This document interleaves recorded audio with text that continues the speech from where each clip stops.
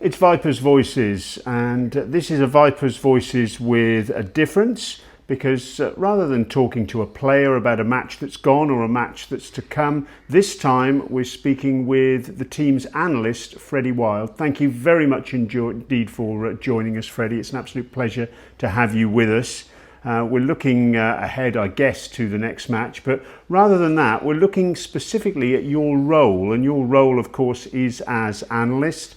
So let's start by asking you the question, what actually does an analyst do? Is it a case of just recording every ball and preparing clips for players and coaching staff to view? It's interesting, the role has evolved quite a lot over the last few years. It used to be more how you described in terms of like what we call coding the game. Analysts would essentially collect data. In the last 10 to 15 years, the role has changed quite a lot. Generally now the data is collected for you. I don't have to sit there and code the match. My job is to analyze the data that I then can access, and that will ultimately be in form of preparation for players. So that's how can our own players get better? What can you do to sort of stifle the opposition? And yeah, sometimes it's fairly basic things like providing footage to a player of their bowling from a game. Other times it's slightly more complicated, coming up with plans. And then more recently also, there's obviously been auctions and drafts. Analysts are heavily involved in that process as well, and we might come on to that. But the analyst role starts right at the prep for the auction or the draft and goes all the way up to match day and in-game as well. So it's sort of all elements of preparation and analysis. When does your work actually start then for a tournament like the DP World ILT20? Or is it better to ask, when does your work ever stop, given the ongoing nature of cricket these days? Yeah, it starts really with recruitment, player recruitment, talking to Moods and Fozzie primarily about who we should retain from our previous squad, or if we're starting very much from scratch, who we want to sort of sign. And yeah, it begins at the recruitment stage, and it goes all the way through until after the season, when I'll probably complete a review, and then there might be a few months of quiet downtime in between the two seasons, and then you'll get back stuck into it when retentions and the auction come around again. What was your role then in the DP World ILT20 auction in October? Did you prepare a list of targets for coaching and management stuff? Were you in their ears at the franchise table during the auction itself? Yeah, I was. So I wasn't actually there. I wasn't there on the table. Some analysts were, and typically they would be. I was unable to attend, but I was online, and it's your role is sort of you identify based on the retentions that we'd made, and I think a couple of direct signings that we'd made. What were the holes in our team? Where do we need backups? And then you start to create, looking at the auction list, you start to say, well, look, these are the different players in those roles. You talk with the coaches, you look at some data, some numbers, sometimes some footage, and try and sort of rank those lists. And then there's quite a lot of complexity to, which player comes out in which order. Do you bid for them? Do you not? It's all encompassing really, the planning. And then on the day you do things like, keeping track of what the other squads are doing, how much money they've got left, what slots they have to fill. Everyone might be in the market for a fast bowler, but as other teams start to sign their fast bowlers, you can understand that maybe the competition for that spot is diminishing, and therefore we might be able to get our target. So you sort of have to stay across all of the other 6 or 5 teams in this instance. There's a lot going on auction day. Did the auction go according to plan, or did you have to pivot to other targets at any stage? By and large, it did. There were a couple of times, and people who would have followed the auction would recognise that we bidded quite hard for someone like Nathan Souter, for example, who was previously at the Vipers. We were keen to have him again, and we missed him. He went to Sharjah, and that was a small pivot, but generally it went to plan. You find if you do your prep and you're rigorous in your prep and realistic in how much money you assign to players, generally things do fall into place quite nicely. How do you work with players then, Freddie? Do you approach them proactively, highlighting clips of themselves or opposition players, or do you go through the coaching staff?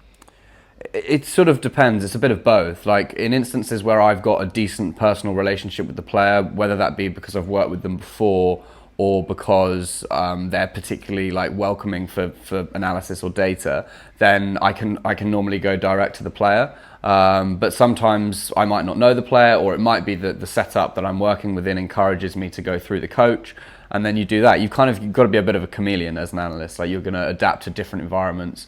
Sometimes you'll be embedded in the decision-making process, and you'll be front and center of team selection, of strategy, tactics. And other times you'll be slightly more in the background. And as an analyst, I'd rather be involved, but you understand that different teams do things differently, and you just have to adapt to that, really. I was going to ask you about that. Do players have different approaches to the subject of analysis? Oh, definitely. There are some players who are very instinctive players who generally don't want or even sometimes need that information. It's actually part of their strength is that they play the game in an instinctive manner, and there's an argument, I think, that if you were to sort of provide information, it might be something that sort of stifles that free-flowing way of playing. On the whole, I think, again, I would say this as an analyst, but the information that I provide, I think, can help and make players be able to perform better, whether that be ahead of the opposition or improve their own game. But you've got to be careful about how you pass that over, because at the end of the day, it's a game. Those guys are out there playing. I haven't played, and there are some things that are nuances, I suppose, that as an analyst you can't quite get to. But more often than not, I think I've got information that can help. Have you had to deal with a degree of suspicion, perhaps from older players or coaching staff, about analysis as new technology, or has everyone you've encountered been open to this sort of approach? Yeah, not everyone's been open to it, for sure. I mean, there's definitely an element of suspicion within the game, or there certainly was. As my career has gone on, it might be because I've become more experienced, and therefore people sort of have slightly more time for me. But I think it's probably a more general direction of travel as well, that analysts are becoming more and more part of a team environment, and players are becoming more and more aware of the benefits that I can help provide. So you're always going to have some players who are more suspicious than others, but I do think the general trend is one of greater acceptance, which is a good thing, I think. And are you in every meeting of batters, fast bowlers, spinners and coaches ready to have an input? Well, yeah, again, it depends on the different team environment. Like, there are some teams that have far fewer meetings, some teams that have more. I mean, here at the Vipers, we have small batting, pace bowling and spin bowling meetings in the lead into games, and I'm heavily involved in them. I'll provide quite a bit of information, but I mean, I generally try and avoid calling them meetings. It's probably more of a discussion. I'll have some information that I've sort of prepared on opposition players or the venue, but it's more of a prompt for a discussion among the players. So I'm involved, but it's kind of the stimulus rather than sort of a key active participant. The players are then the ones who start discussing the information that I've given them. But at different teams, it is different. And what about the players themselves? Is it all about players looking at clips of themselves doing well, a sort of positive reinforcement, or is it about looking at opposition batters or bowlers, or is it a bit of both? It's a bit of both. I think that in the last few years, there's been a lot of focus on analysts providing information on opposition players. It's sort of almost like, I think most analysts have sort of treated that as the primary part of their job is scouting opposition players.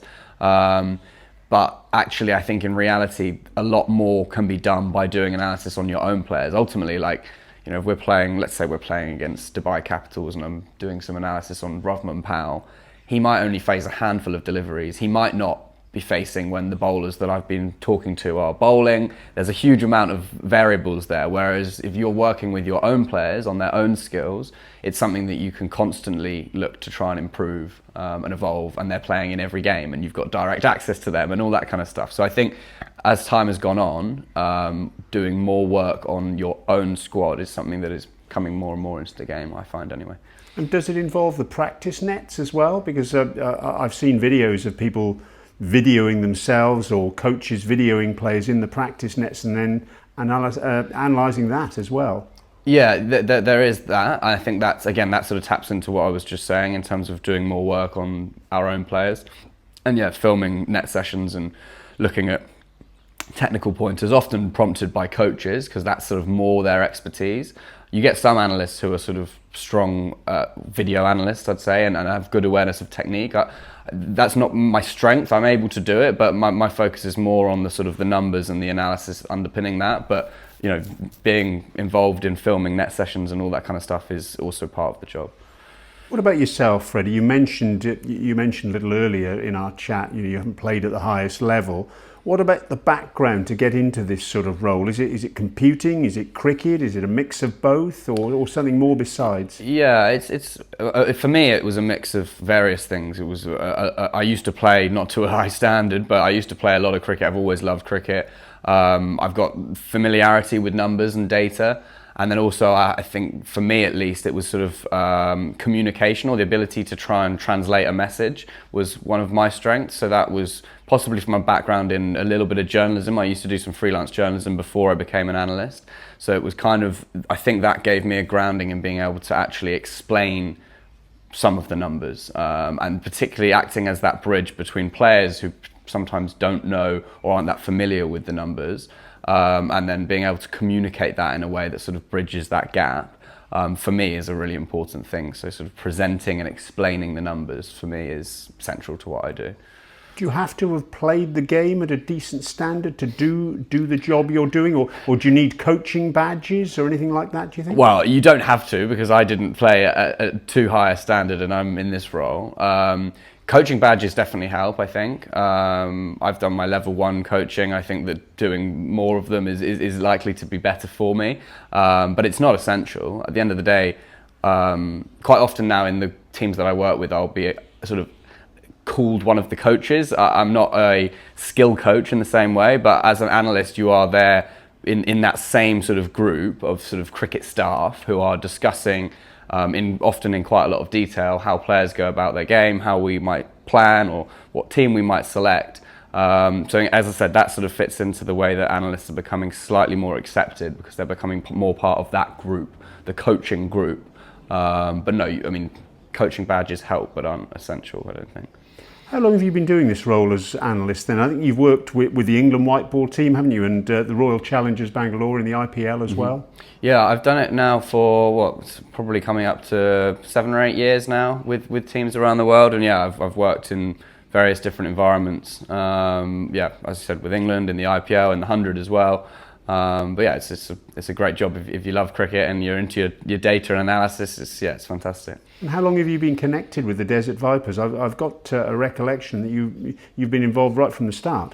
Yeah, I have. I've known our CEO Phil Oliver for a long time, and I've known Tom Moody from the 100. I worked with him at the Oval Invincibles. So when they got involved at the Vipers, I was, I guess, one of the early people that they spoke to, and I've been involved in helping to build the squads throughout all 4 seasons. This is actually my first season that I'm doing in full on site. I've done some work for them remotely. As I said, my other roles with other teams has often meant I haven't been able to be here, but this year I am, and yeah, I'm loving it. It's great. Is there such a thing, I wonder, Freddie, as an analyst community, or does each analyst keep to him or herself, not wanting to share information? There is definitely a community of analysts. Like we there are only so many of us. I mean, there's probably sort of 40 or 50 of us around the world. There's probably maybe a bit more, but that I'm aware of. And there is a community, because you're all sort of doing a quite unusual job that's sort of in the last 10 to 15 years taken off, and it's useful to speak to other people about it. There is also an element of people being a bit guarded about what they give away. I've got a few of my mates are also analysts. I've got to know them, and they're my friends, and we'll be fairly open with them. I'll be fairly open with them, sorry. But even then, especially when they're working in the same league, or you might be looking to sign similar players, you always keep a little bit to yourself. But yeah, it's beneficial to speak to people doing the same job as you. I think you can learn off others.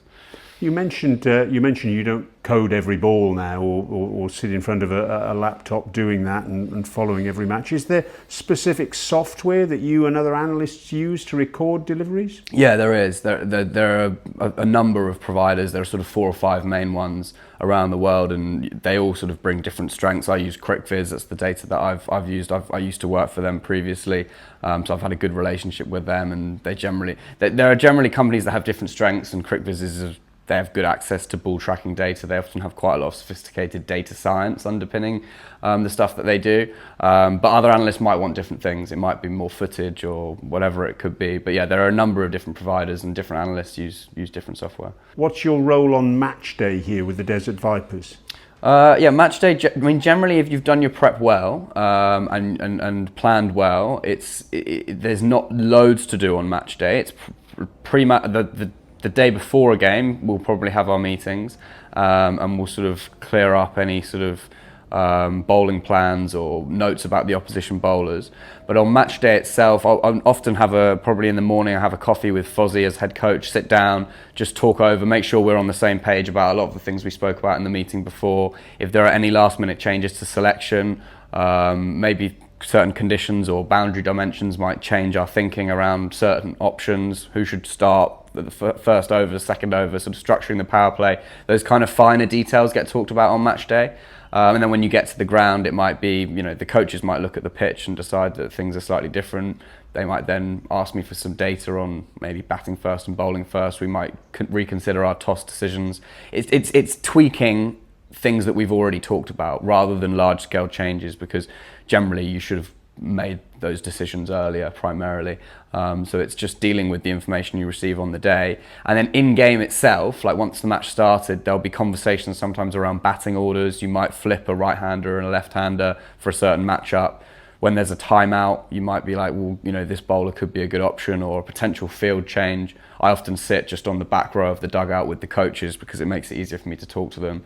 So it's smaller details on match day, but that's, every edge is important. One of those incidents, of course, was perhaps bringing on Dan Lawrence for Sherfane Rutherford when Sherfane Rutherford came into bat for the Night Riders the other evening in Sharjah. Yeah, I mean, they're the kind of, I can't exactly remember whether that was something that came from me or one of the coaches or it was out on the field, but they're the kind of discussions you're having. It's like, this is a matchup that maybe is in our favour, perhaps we could get this over here, this is a good option to take a wicket.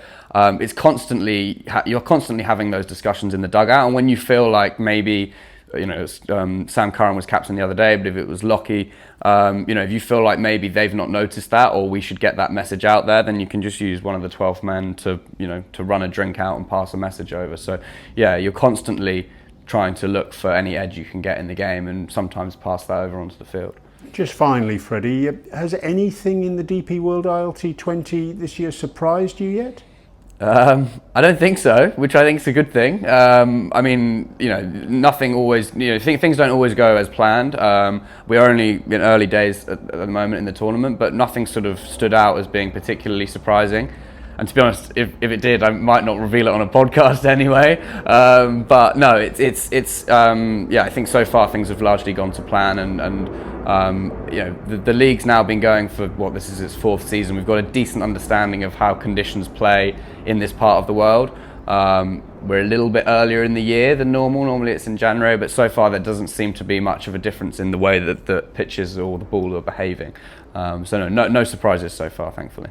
Freddie Wilde, thank you very much indeed for being with us. It's been an absolute pleasure to chat with you and just lift that curtain a little bit on the role of the analyst. Thanks so much for your time, and we look forward to your input as the DP World ILT20 continues. Thank you.